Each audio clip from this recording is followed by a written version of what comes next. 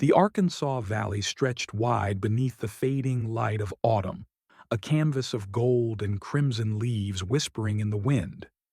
The year was 1891, and the road cutting through it was old, so old that wagon wheels had carved grooves deep enough to hold rainwater for days. A solitary figure rode down that path, his hat tipped low, his coat worn thin by years of travel. Elias Carter, a trader and map-maker, had made this same journey for almost 15 years. His horse, Dusty, moved slow and sure, the kind of steady companion that understood silence better than words. Each time Elias traveled through this stretch of the valley, he stopped at a small cottage nestled between two hills, a place that time itself seemed to have forgotten. And every year, without fail, a woman stood by the fence waiting for him.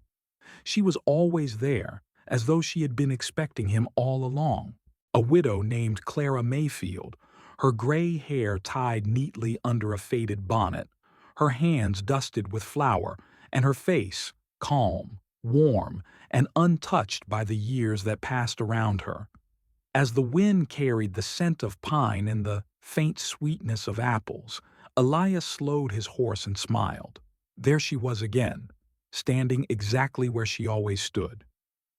"Good afternoon, Mr. Carter," she called, her voice gentle yet firm, like a hymn carried across a field. "And good afternoon to you, Mrs. Mayfield," Elias replied, tipping his hat. She opened the gate and motioned toward the porch. "You must be tired. The road has a way of testing good men." He laughed softly. "And yet, you're still here to greet them all, I see." Her lips curved into that same familiar smile. "The road may tire the traveler, but it's the waiting that keeps the heart alive." Inside, the scent of freshly baked honey bread and spiced cider filled the air. Every detail of her home was as he remembered: the small wooden table, the worn Bible on the shelf, the quilt folded neatly on the rocker. Year after year, nothing changed, not the cottage, not the widow, not even the warmth in her voice. It had been 15 years earlier when their paths first crossed.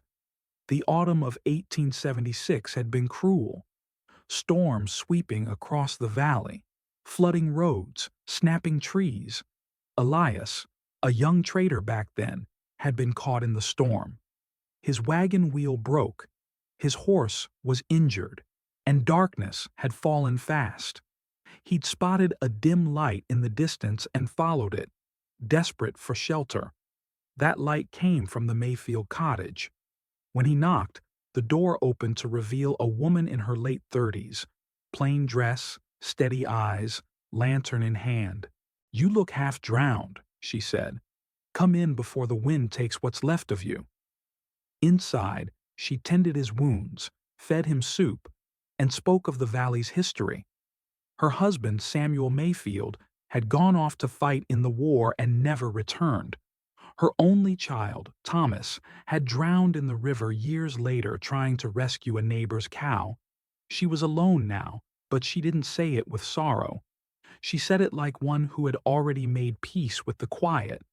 When Elias left the next morning, she handed him a small loaf of bread. "So, you'll remember this place," she said. He did.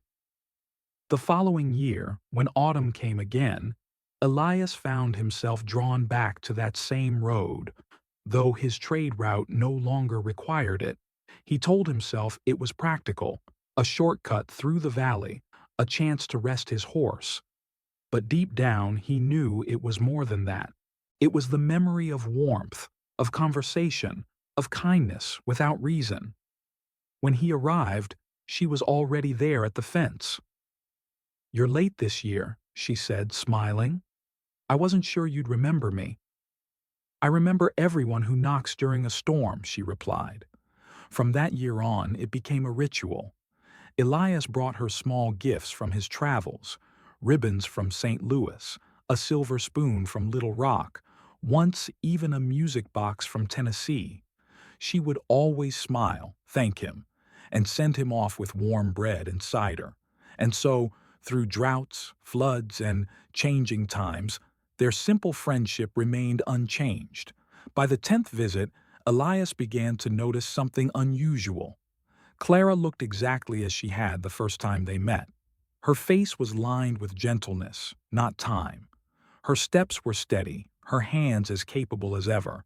He once joked, "You found the secret to staying young out here." She smiled faintly. "Maybe it's the quiet that keeps me so." But at night, as he rested in her guest room, he couldn't help but wonder.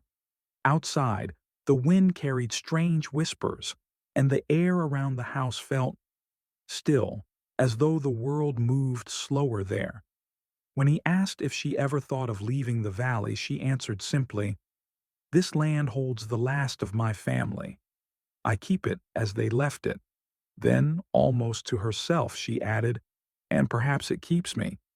Elias didn't understand what she meant then. One particularly harsh winter, the roads were buried in snow and mud. Elias couldn't make his annual visit. He spent those months worrying. He had never missed a year before. Did she wait by the fence? Did she think he had forgotten? When spring returned and the roads cleared, Elias set out early, carrying with him a silk scarf he'd bought in town, a gift to make up for lost time. When he arrived, the valley looked unchanged. Smoke curled lazily from her chimney.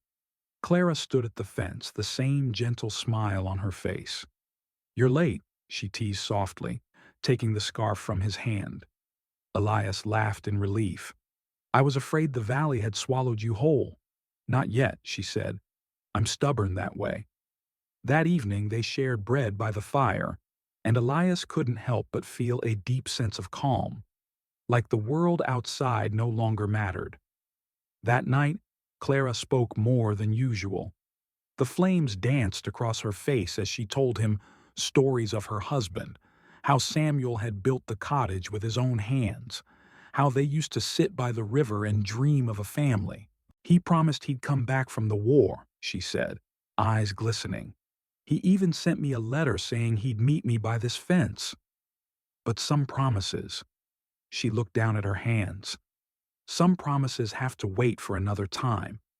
Elias felt a lump in his throat. "You must have loved him deeply." She smiled through her tears. "Still do." The clock ticked quietly in the corner. Outside, an owl hooted.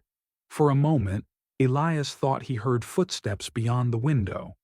Slow, measured, like someone pacing near the porch. But when he looked, there was nothing there. Years rolled forward, bringing new inventions and restless change. Railroads began to snake across Arkansas. Traders used carriages now, and telegrams carried news faster than wagons ever could. But the Mayfield cottage stayed the same, untouched by progress. Its shutters never changed color. The same garden of white roses bloomed every spring, no matter how harsh the winter had been. Local folks said the cottage was haunted. They spoke of seeing a lantern glowing long after midnight and hearing a woman's humming carried on the wind. Elias laughed off such tales, but a small, quiet part of him wondered. Every year when he returned, Clara greeted him as always, her eyes kind, her presence steady. In a world rushing forward, she was the one constant that time seemed to forget. In the autumn of 1888, Elias arrived late and weary. His face was drawn, his hair streaked with gray. When Clara saw him dismount his horse, she immediately knew. "She's gone, isn't she?" she asked softly. He nodded. His wife Margaret had passed that summer after a long illness. His voice broke as he said, "The house feels so empty now." "I didn't know where else to go." Clara took his hand gently. "When someone you love leaves, the silence doesn't mean they're gone. It just means they've gone where you can't follow yet." He ate quietly that evening, the warmth of her home wrapping around him like a blanket. She didn't preach or offer comfort in words. She simply listened. And somehow, in that silence, Elias felt a peace he hadn't known in months. The next year, When Elias returned, he brought a camera, a new contraption he'd learned to use from a friend in town. He wanted to capture her cottage, her garden, and perhaps the face of the woman who had become like family.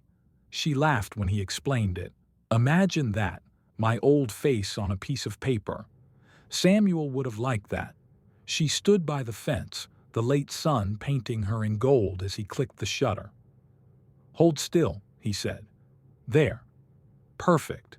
But when the photograph was developed days later, Elias froze. Behind Clara's calm figure, faint and blurred, stood the outline of a man, tall, broad-shouldered, wearing what looked like a soldier's uniform. He took the picture back to her the following year, half nervous, half trembling.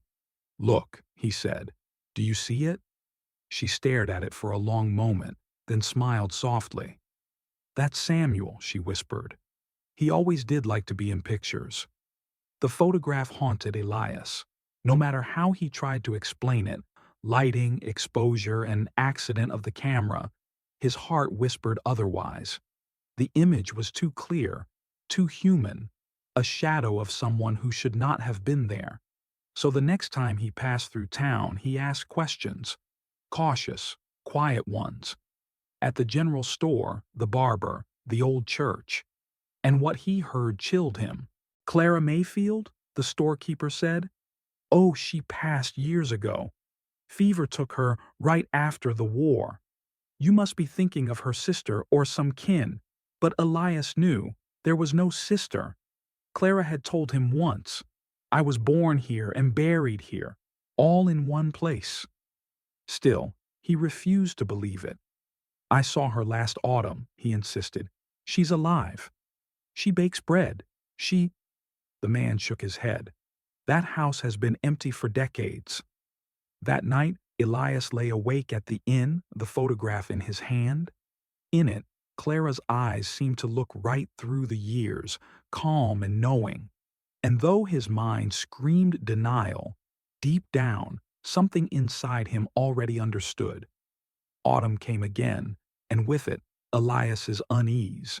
He couldn't rest, not until he saw her once more, with his own eyes. So he set out earlier that year, traveling the familiar road before the first frost. As he neared the valley, a strange stillness filled the air.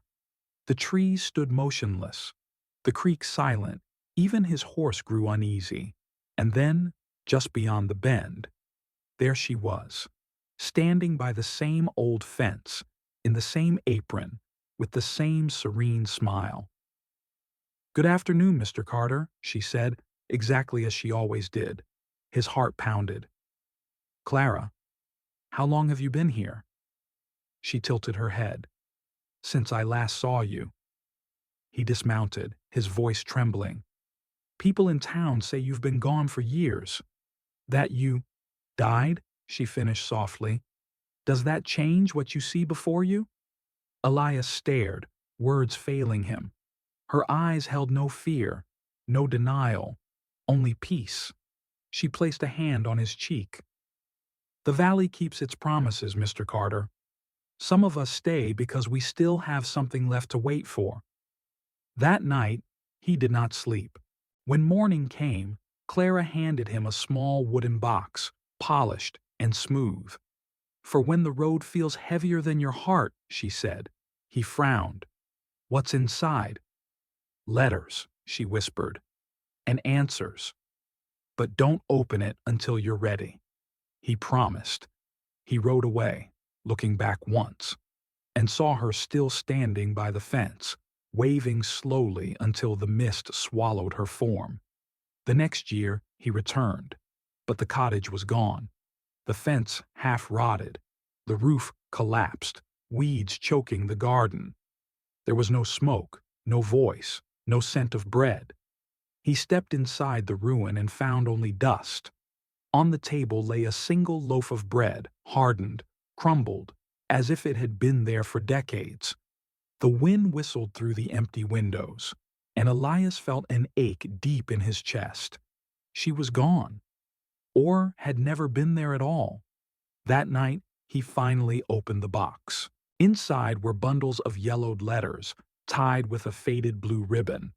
The first was dated 1864. Each one was addressed to "My dearest Samuel." He began to read. "The war has taken so much, yet I still wait by the fence each autumn, hoping you'll appear over the hill. The garden blooms without you, but it feels hollow, like laughter without breath. If I cannot greet you in this life, I will greet you in the next, unchanged, until someone kind reminds me to rest." Elias's hands trembled. He realized now that he had been her connection, the living echo she needed to finally let go. He sat by the fire all night, reading every letter until the candle melted to its base. The more he read, the more it felt like Clara had written not only to her husband, but to him. She had waited so long that time itself had forgotten her. In his heart, Elias understood the truth. Every autumn when he arrived, she wasn't greeting him. She was greeting the promise of love that had never faded. He had been the one to remind her that kindness still existed in the world. He whispered into the quiet room, "You waited too long, Clara. It's time to rest." Outside, the wind sighed through the valley like a final farewell. The next autumn, Elias made one last journey to the Arkansas Valley. His hair was white now, his hands slower, his steps uncertain, but his heart knew the way. When he reached the bend, he stopped. The cottage was gone, reclaimed by vines and earth. Yet the air felt warm, familiar. He stood where her fence had once been and said softly, "Mrs. Mayfield, it's time." Samuel's waiting for a moment. The wind stilled. Then a faint voice, soft as breath, whispered, "Thank you." He looked up and thought he saw her, standing in the sunlight, young again, her apron fluttering gently. Beside her stood a man in uniform, smiling. Then they were gone. Only the scent of warm bread lingered in the air. The following spring, Elias returned once more, just to see. Where the cottage had stood, wildflowers now covered the ground, white roses, bluebells, and golden asters, all the flowers Clara once tended. The locals were puzzled. Nothing ever grew there before, they said. But Elias knew. He knelt among the blooms and whispered, "Rest well, Clara." He took a single rose, soft, fragrant, and pressed it between the pages of her letters. From that day on, the valley seemed different. Travelers who passed through spoke of a strange peace, of never losing their way, of finding warmth in the coldest nights. Some said the soil itself had been blessed. Years later, long after his trading days were over, Elias became known as the old storyteller in town. Children would gather around his porch as he spoke of the widow who never aged, the woman who greeted a traveler every year without fail. "Was she real?" one child asked. Elias smiled softly. "She was as real as the love you keep when the person is gone." He told them the same lesson each time. Love doesn't always end. Sometimes it waits, patient, gentle, until someone kind enough reminds it to rest. When he grew too old to travel, he would sit by his window each autumn, looking toward the valley, half expecting to see her walking down the road again. In the autumn of 1901, Elias Carter passed away peacefully in his sleep. The doctor said it was age. The neighbors said it was peace. When they prepared his things, they found a small wooden box on his bedside table. Inside it, the faded letters and a single white rose, still fragrant after all those years. He was buried near the old Mayfield grounds, overlooking the road that had brought two souls together across time, and on the night of his burial, an old farmer swore he saw two figures walking down the valley road. A woman in a simple apron, a man in uniform, and a traveler beside them, smiling quietly as the moon lit their path. To this day, travelers passing through the Arkansas Valley sometimes speak of strange things: a faint glow among the trees, the smell of fresh bread in the cold night air, And sometimes, when the sun sets low and the wind turns golden, they hear it. A woman's voice, gentle and kind, saying, "Good afternoon, traveler." No one knows where it comes from, but the locals say it's the valley remembering. A love too strong to fade, a kindness too pure to die. And so, every autumn the legend of the widow who greeted the same traveler every year, unchanged lives on.